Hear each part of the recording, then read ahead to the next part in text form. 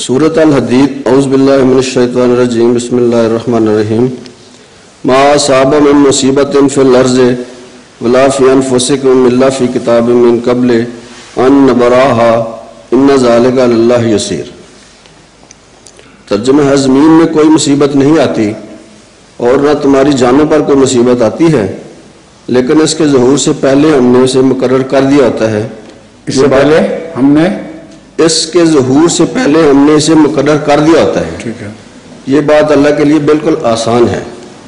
تو حضور اگر ہر چیز پہلے ہی اللہ تعالیٰ نے سیٹل کر دی ہے تو پھر مصیبت کے ٹلنے اور قبولیت دعا کے بارے میں کچھ ارشاد فرما دیں۔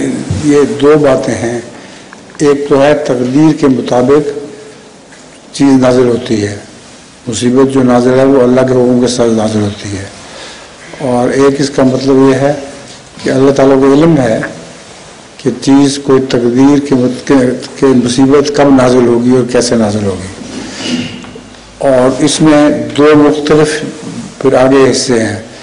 ایک ہے تقدیر مبرم، ایسی تقدیر جو ٹل نہیں سکتی، اور دوسری عام تقدیر ہے جو ٹل بھی سکتی ہے۔ تو اسی وجہ سے فرمایا ہے دعا اور صدقے کا حکم ہے۔